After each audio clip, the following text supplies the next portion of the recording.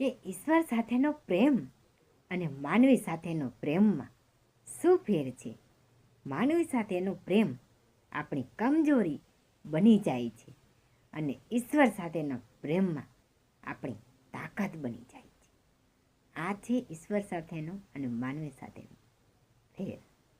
સમજો એ કડવું છે પણ સત્ય છે કે શૂન્યમાંથી સર્જન કરનાર વડીલની જ્યારે સર્જન કરવાની શક્તિ ખતમ થઈ જાય છે ને, ત્યારે આ સમાજ અને પરિવાર એ જ વડીલને નિસર્જનની રાહ જોતા હોય છે.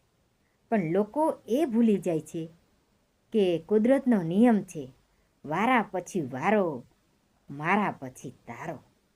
આ સમજો, સમજાય તેની વંદન. કડવું છે પણ સાચું છે. કે જેવી રીતે હવા એક દિશામાં નથી વહેતી, સમય સમય પર દિશાઓ બદલતી રહે છે, એવી જ રીતે માણસની કિસ્મત પણ સમય સમય પર બદલતી રહે છે.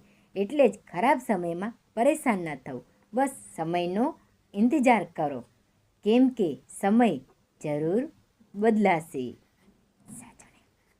કે ભાઈની ઓળખ ભાગલા સમયે, મિત્રની ઓળખ મુસીબતમાં, પત્નીની ઓળખ ગરીબીમાં, પતિની ઓળખ પત્નીની બીમારીમાં અને સંતાનની ઓળખ ઘટપણમાં થાય છે. મિત્રો, કે જિંદગીમાં બે જણની બહુ કાળજી રાખવી.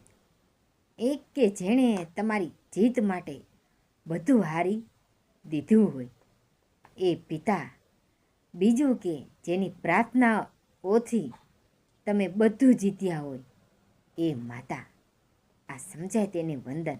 સમજો કેવો ગજબનો શબ્દ છે સોરી. માણસ બોલે ને તો ઝઘડો પૂરો અને ડૉક્ટર બોલે ને તો માણસ પૂરો.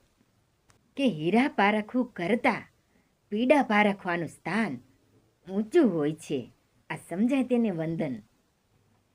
કે અભિમાન કઈ વાતનું કરવાનું, ખાલી હાથ આવ્યા હતા અને ખાલી હાથ જવાના. કે કરી શકતા હોય ને તો કોઈને ખુશ કરજો, બાકી દુઃખ તો દરેકની જિંદગીમાં હોય જ છે. સદ્ગુણ એકમાત્ર એવું રોકાણ છે જેમાં ક્યારેય નુકસાન થતું નથી. જરૂરથી વધારે વાતચીત, જરૂરથી વધારે લગાવ, જરૂરથી વધારે ઉમ્મીદ, જરૂરથી વધારે ભરોસો હંમેશા માણસને છેલ્લે જરૂરથી વધારે કષ્ટ આપે છે. સૌ સાચી વાત નહીં.